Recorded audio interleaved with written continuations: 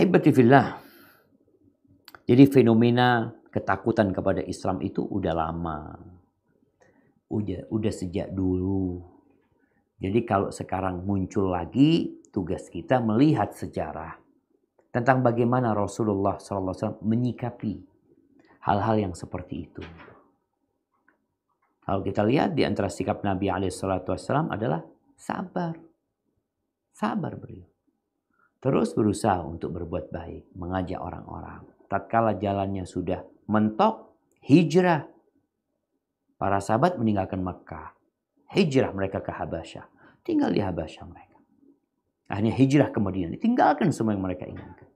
Itu salah satu sikap menghadapi diskriminasi. Kita tuh yang katanya negeri-negeri ini negeri yang demokrasi ya, yang menjunjung tinggi nilai-nilai kebebasan. Ya untuk orang lain, untuk Islam. Kau harus tahu. Oh mereka kok zalim sama umat Islam. Subhanallah. Sejak dulu seperti itu gitu loh. Memang berbeda-beda. Kalau kita lihat sikap negara-negara itu berbeda-beda. Ada yang ya tidak menampakkan. Ada yang terlalu frontal. Ketakutan kepada Islamnya. Bisa jadi sebabnya memang ada di kalangan umat Islam yang menjadikan hal itu. Tapi sebenarnya ketahuilah, orang-orang musyriki takut sama Islam itu bukan karena umat Islam melakukan perbuatan teror. Enggak, jemaah. Tidak. Terus karena apa? Karena memang perbedaan keyakinan. Islam itu ingin membebaskan manusia untuk menjadi budak Allah Azza wa Jalla. Peristiwa-peristiwa tambahan itu mungkin itu menjadi pemicu. Tapi kebencian itu ada. Permusuhan itu ada. Dan itu hal yang biasa. Nggak usah dibesar-besarin. Di surat Al-Mutaffifin. Ayat 29-32. Allah Azza wa Jalla berfirman. Anda bacakan ayatnya, nanti kita akan dengar terjemahannya. Surat Al-Mutaffifin. Nah. Surat Al-Mutaffifin. Nah. Ayat 29-32.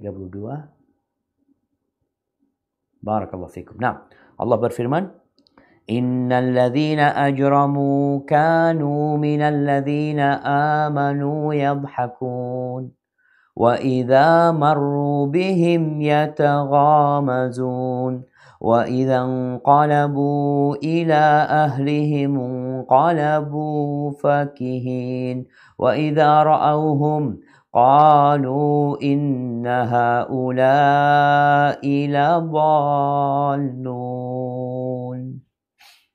Nah, yang artinya silakan.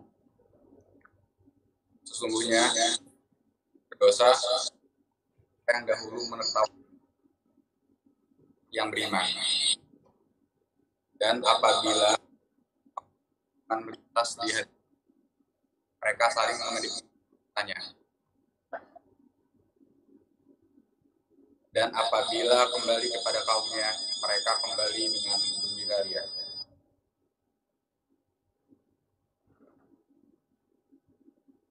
Nah, ayat 32. Dan apabila mereka melihat orang-orang mukmin, mereka mengatakan, sesungguhnya mereka benar-benar orang-orang besar. Dan itu yang terjadi. Mereka membuli umat Islam, menganggap agamanya agama yang bengis, ya. Agama yang jahat, radikal, yang tidak sesuai dengan kondisi yang ada. Banyak kali.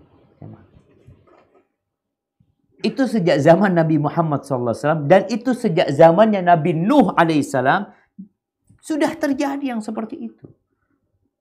Nabi Nuh tuh berdakwah bukan 10 tahun. Bukan 100 tahun. Tapi 1000 tahun kurang 50.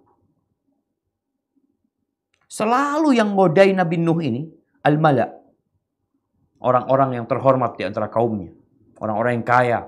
Orang-orang yang menjabat. Itu mereka menjadi apa ya? Menjadi motornya untuk memusuhi Nabi Nuh alaihissalam. Kalau yang orang-orang bawah itu cuma ikut-ikutan. ikut-ikutan saja. Maka Allah sebutkan, mereka pengikut aja. Sampai akhirnya mereka ditenggelamkan oleh Allah SWT 950 tahun. Nabi Nuh berdakwah, dibully sama mereka, kaumnya juga dibully sama mereka. Subhanallah jemaah.